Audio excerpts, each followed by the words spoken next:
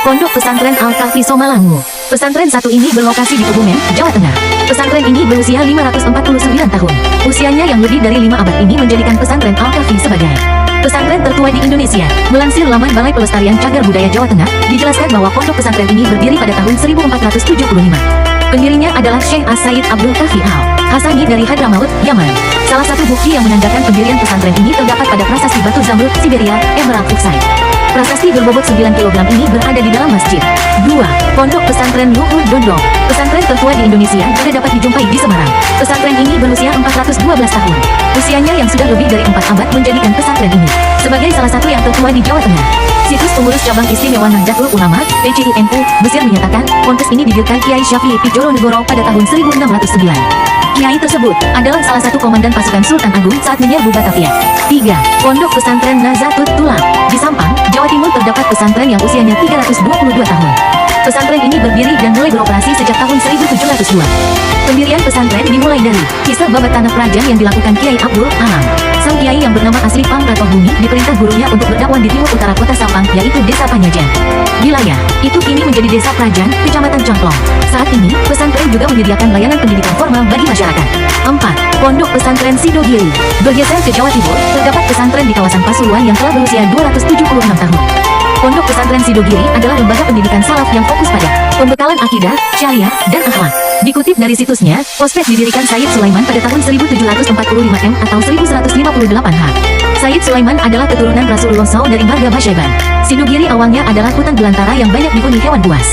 Pembukaan lahan menjadi pondok pesantren dilakukan selama 40 hari. Ponpes Sidogiri masih melayani masyarakat hingga kini di bidang pendidikan. 5.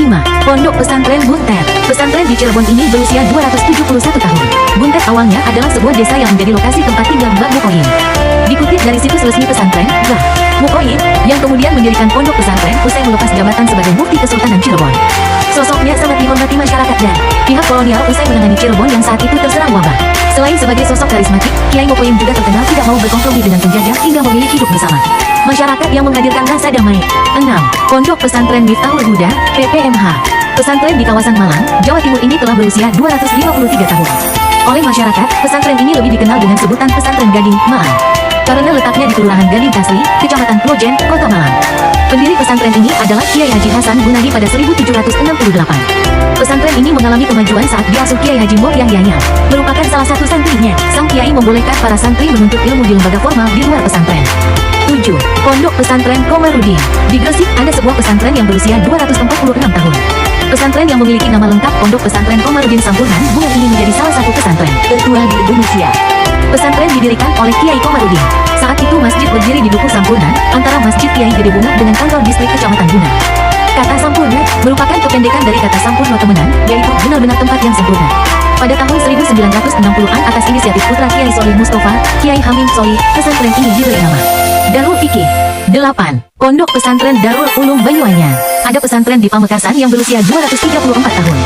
Dikutip dari situsnya, pesantren berawal dari sebuah langgar kecil yang didirikan Kiai Iqbal bin Ishak. Pondok didirikan pada tahun 1787 yang terkenal dengan karakter sederhana, rendah hati, dan bijaksana.